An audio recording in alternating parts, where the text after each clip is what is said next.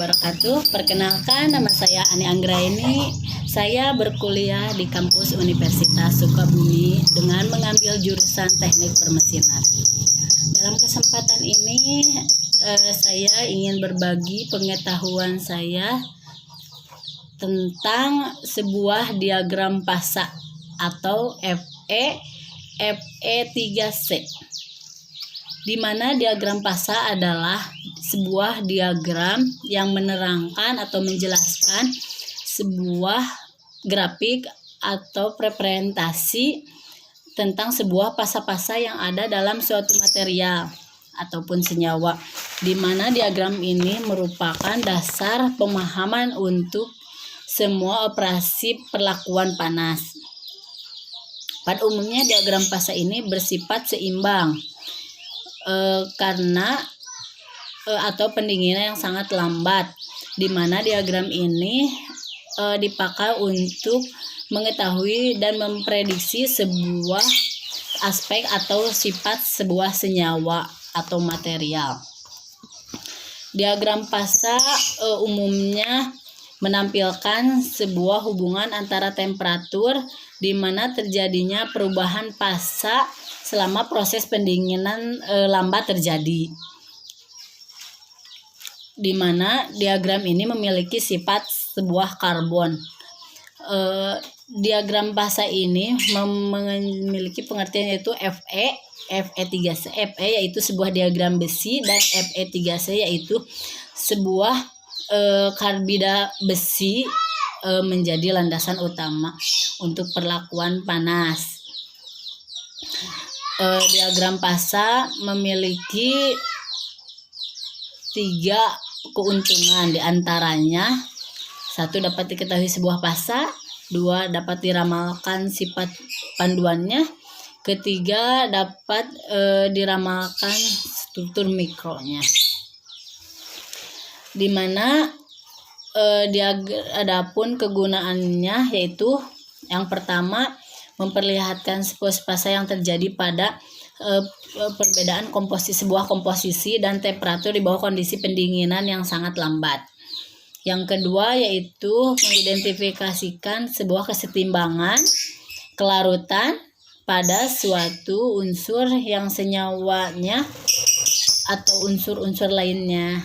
Yang ketiga yaitu pendinginan temperatur di mana suatu panduan di bawah kondisi normal pada saat mulai mencair dan pada saat rentan temperatur tertentu atau pada saat proses pencairan terjadi. Yang keempat yaitu mengidentifikasi temperatur di mana perbedaan sebuah pasa-pasa pada saat mulai mencair.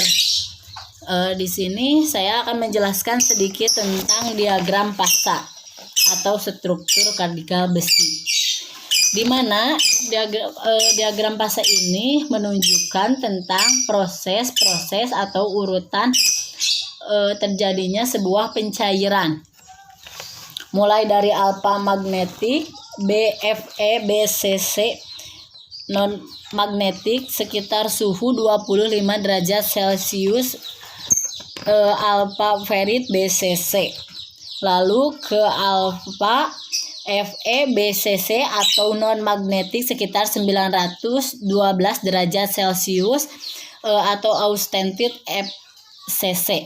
Naik lagi ke non magnetik sekitar 1394 derajat Celcius. Naik lagi ke delta yaitu sekitar 1400 derajat Celcius.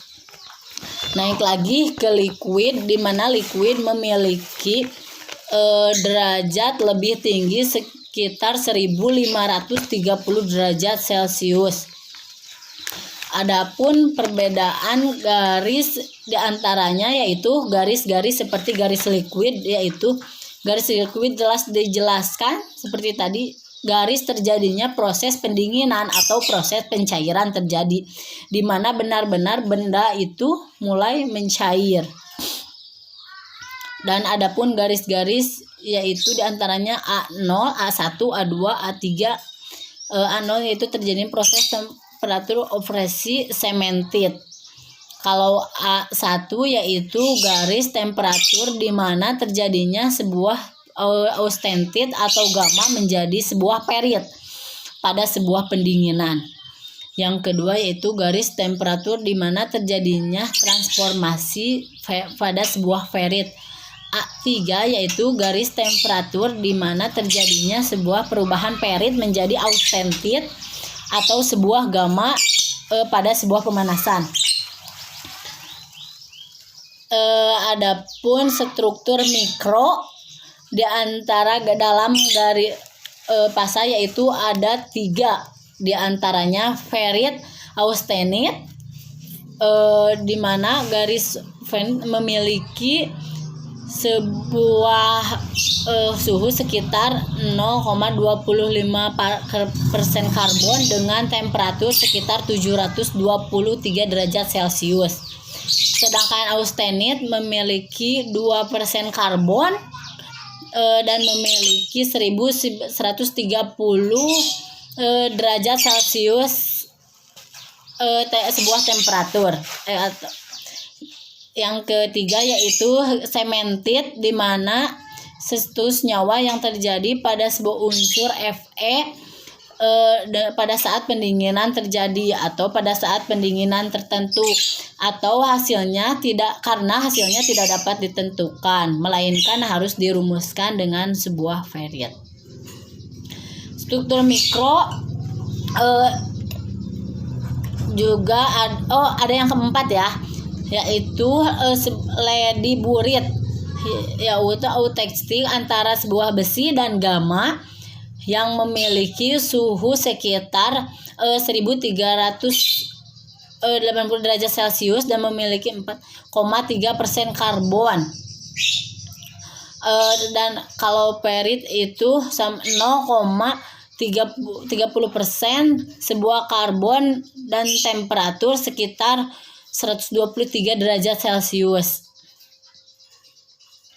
Adapun reaksi-reaksi yang terjadi dalam sebuah diagram fasa diantaranya pertama yaitu reaksi ferritektik, yang kedua ferriautektik, yang ketiga reaksi autektoid, di mana reaksi yang pertama yaitu reaksi ferrit.